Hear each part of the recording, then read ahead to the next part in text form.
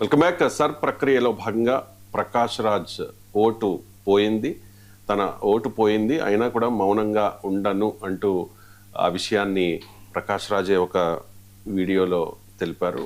Sorry, ఆ video play చేయండి. I want to share a joke, dear friends. Satyu, I want to share a joke with you.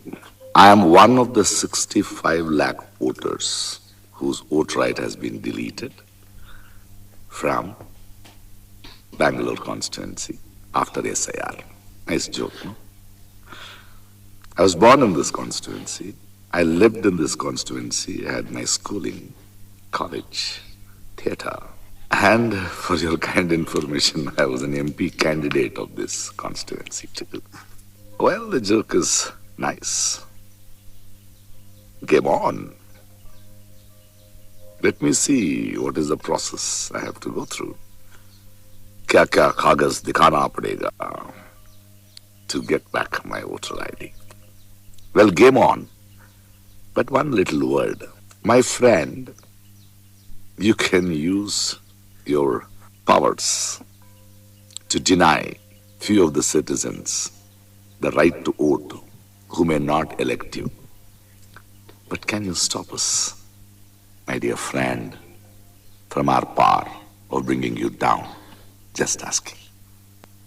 Right sir. Prakash Raj అక్కడే పుట్టి పెరిగారు. వాస్తవానికి last ఎలక్షన్స్లో కూడా బెంగళూరు సెంట్రల్ నుంచి ఆయన పోటీ చేశారు. ఇప్పుడు ఆయన ఓటే పోయింది సార్.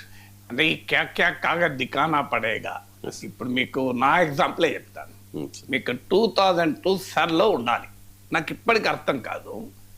రేషన్ కార్డు ఉన్నా వాల్యూ లేదు, పాస్పోర్ట్ ఉన్నా వాల్యూ లేదు, 10th క్లాస్ నుంచి PhD వరకు సర్టిఫికెట్లు ఉన్నా వాల్యూ లేదు, ఓటర్ ఐడి ఉండి ఎన్నిసార్లు ఓటేసినా వాల్యూ లేదు, ఆధార్ కార్డు ఉన్నా వాల్యూ లేదు, ఆస్తి పాస్తుల డాక్యుమెంట్లు ఉన్నా వాల్యూ లేదు, ఏది వాల్యూ లేదు.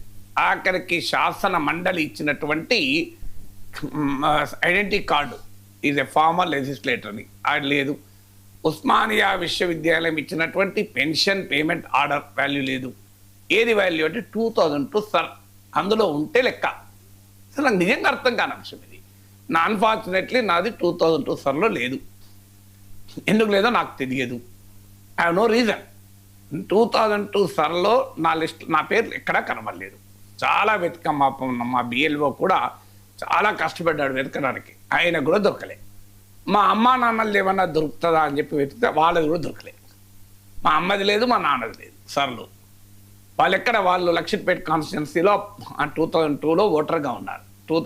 లక్షిట్పేట కాన్స్టిట్యున్సీలో 99లో వాళ్ళు అక్కడ ఓటేశారు. 2004లో మళ్ళీ హైదరాబాద్కి వచ్చి మాతో ఉన్నారు కనుక ఉప్పల్ అసెంబ్లీ సెగ్మెంట్లో ఓటేశారు. నేను 2004 నుంచి 2024 వరకు ఉప్పల్ అసెంబ్లీ సెగ్మెంట్లో ఓటేశాను. ఇప్పుడు జూబ్లీ హిల్స్ అసెంబ్లీ సెగ్మెంట్లో ఓటాను.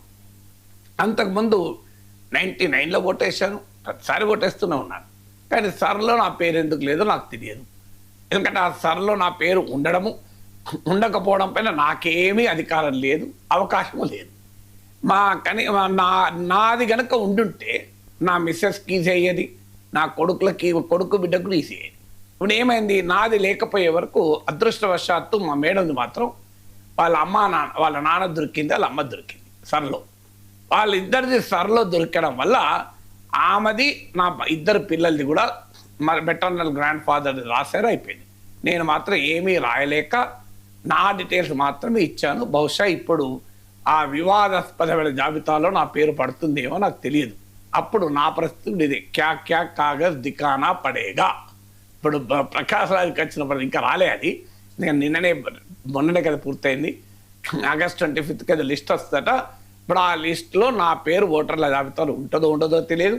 ఉండకపోతే ఆ 70 లక్షలు 73 లక్షలు ఇది అంటున్నారు కదా, అందులో క్వశ్చనబుల్ అంటే ఒక ఉంటుంది, ఏది మన డ్రాప్, షిఫ్టెడ్, డెడ్, క్యాన్సెల్డ్, ఇలాంటి ఏదో లిస్ట్ ఉంటుంది, అందులో ఉంటుంది. ఇప్పుడు నాది ఎక్కడుంది అని వెతుక్కోవాలి. ఇప్పుడు క్యా కాగజ్ దికానా పడేగా నాకు తెలియదు. నాకు పాస్పోర్ట్ ఉంది. ఇప్పటికి నేను 4 దేశాలు తిరిగాను, 4-5 దేశాలు తిరిగాను. సో నేను 2 సార్లు గెలిచాను ఎమ్మెల్సీగా, ఒకసారి పోటీ చేశాను, ఓడిపోయాను, ఒకసారి పార్లమెంట్కి కూడా పోటీ చేశాను మల్కాజ్గిరి నుంచి. నా పరిస్థితి ఏంది ఇప్పుడు? నేను 2002 సర్లో నాది లేదు. ఆ 2002 సర్ ఏంటది? అదొక వేద గ్రంథం లాంటిదా? అది ఏంటి? అసలు ఆ 2002 సర్ జరిగినట్టు కూడా నాకు గుర్తులేదు, నాకే గుర్తులేదు. మరి ఎట్లా తీసేశారో నా ఓటు, ఆ సర్లోకి వెళ్ళి ఎందుకు లేకుండా చేశారో, ఎవరు లేకుండా చేశారో నాకు కంట్రోల్ లేదు. సో నాకు డౌట్, అనుమానం ఏంటంటే ఇన్ని డాక్యుమెంట్లు, ప్రభుత్వమే పోలీస్ ఎంక్వైరీ చేసిన పాస్పోర్ట్ డాక్యుమెంట్, ప్రభుత్వమే ఇచ్చిన పెన్షన్ పేమెంట్ ఆర్డర్, ప్రభుత్వమే ఇచ్చినటువంటి లెజిస్లేటర్ ఐడెంటిటీ కార్డ్, ప్రభుత్వమే ఇచ్చిన ఆధార్, ప్రభుత్వమే ఇచ్చినటువంటి అనేక రకాల సర్టిఫికెట్లు, నా 10th క్లాస్ నుంచి PhD వరకు నాకున్న అన్ని రకాల ఐడెంటిటీలు ఏవి గొప్పవి కాబట్ట ఒక్క 2002 సర్లో ఉంటే గొప్పనట. అసలు ఇది ఎక్కడ లాజిక్ నాకు ఇప్పటికీ అర్థం కాలే. ఇప్పుడు నాకు ఆ 2002 సర్లో లేదు కనుక టెలిగ్రాఫ్ ఎడిటర్ రాజగోపాల్ పరిస్థితి అదే కదా. ఆయనకి ఏమైంది? ఆ 2002 సర్లో లేనందుకు ఆయనకు పాస్పోర్ట్ రాలే. ఆఖరికి బిడ్డ పెళ్లి కూడా హాజరు కాలేకపోయాడు. ఫార్చునేట్లీ నాకు ఆ ప్రాబ్లం లేదు, ఎందుకంటే నాకు పాస్పోర్ట్ ఉంది, ఎక్స్పైర్ కాలే, వీసా కూడా ఉంది, ఎక్స్పైర్ కాలే. కానీ లేకపోతే నేను వెళ్ళలేను. అలాంటి పరిస్థితికి నెట్టివేయబడుతున్నారు. ఎందుకు ఈ రకంగా 2002 సార్ పైన అది ఒక్కటే ఆధారం, ఇంకేది కాదు. అందులో లేకపోతే నువ్వు క్యా కాగజ్ దిఖానా పడేగా మనకు తెలియదు. ఇది ఎందుకు ఉండాలి? రెండవది, అసలు ఎలక్షన్ కమిషన్ మీద విశ్వసనీయత ఎక్కడిది? దాని నియామక ప్రక్రియనే సుప్రీంకోర్టు జడ్జిమెంట్ను పక్కకు పెట్టి చీఫ్ జస్టిస్ ఉండాల్సిన అవసరం లేదు, మా క్యాబినెట్ మంత్రి ఉంటాడు, 3 సభ్యుల కమిటీలో మేమే ఉంటాం అని ప్రభుత్వం మార్చుకుంది. ప్రైమ్ మినిస్టర్, క్యాబినెట్ మినిస్టర్ ఇద్దరు, ఒక లీడర్ ఆఫ్ ద పొజిషన్. అంటే మాకు అనుకూలమైన, మా మాట వినే ఎలక్షన్ కమిషన్ నియమించుకుంటాం అని బహిరంగంగా పార్లమెంట్, సుప్రీంకోర్టు తీర్పునే వమ్ము చేసి లా చేసుకుంది అంటే ఇక క్రెడిబిలిటీ ఎక్కడుంటుంది ఎలక్షన్ కమిషన్కు? ఎలక్షన్ కమిషన్ క్రెడిబిలిటీ లేదు. బ్యూరోక్రాటిక్ ప్రాసెస్ భయంకరంగా ఉంది.